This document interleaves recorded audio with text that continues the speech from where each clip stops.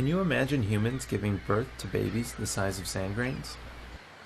Such a size difference between adults and babies sounds totally bizarre, but it is the norm for algae, or seaweeds. Algae begin their life as spores that are about 1/10 of the size of the period at the end of this sentence. From such humble beginnings, algae can grow to hundreds of feet tall, the size of a small redwood tree. How is it that the success of something that can become so large depends on something so small and seemingly fragile?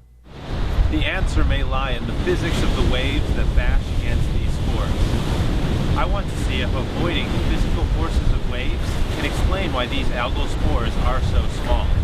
Perhaps if we as humans had to live here, cemented on the rocks in the intertidal, we would have to produce offspring just as tiny. My name is Kevin Miklasz, and my research revolves around the weirdest, strangest parts of the natural world I can find. I try to combine physics with biology to understand the more counterintuitive aspects of the world. Often what is bizarre at first sight is actually necessary for survival.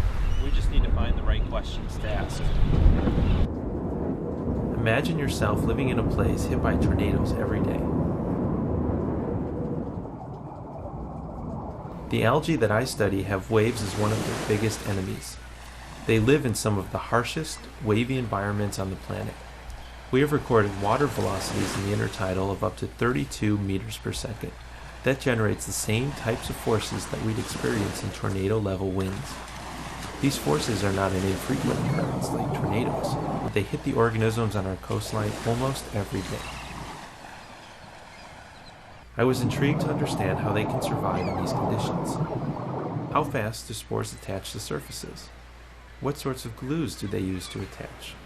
How quickly do the glues set, and what sorts of attachment strengths do these glues have?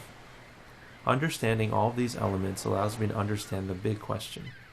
Will spores be knocked off the rocks by the physical forces of waves before they have time to settle?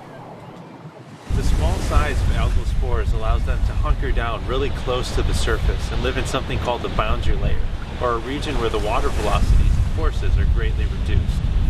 Thus, the bizarre minuteness of algae can potentially be explained by physics. Namely, this can be a way for the spores to avoid the full impact of a wave. To test this hypothesis, I need to measure how well algal spores can stay attached to surfaces after being blasted by the types of forces they experience in a wavy environment. I put my creativity into action and created a device called the shear flume to answer this question. This device recreates a type of forces, called shear forces for the physics nerds out there, that these spores are likely to feel in the boundary layer. This allows me to test how adapted the spores are to withstanding these types of forces. I can let spores settle for different amounts of time on the surface, allowing them to become more attached before I test them in the shear flume. I let spores settle on this little mount right here. So I can put this in the end of the shear flume here, so that when the water rushes past here, it rushes over the spores, and I can see what kind of forces it takes to detach the spores from this little mount. In this way, I can measure both how fast and how strong spores attach to rocks. I found out that spores could attach to surfaces extremely quickly, meaning that their glues took an exceptionally short time to set.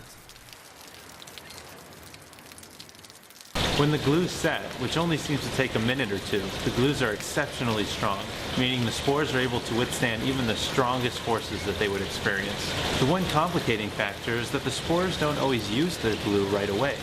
They can wait up to several hours before even putting down the first bit of glue, meaning that even a modest little wave would knock them right off the rocks, though it probably wouldn't destroy them.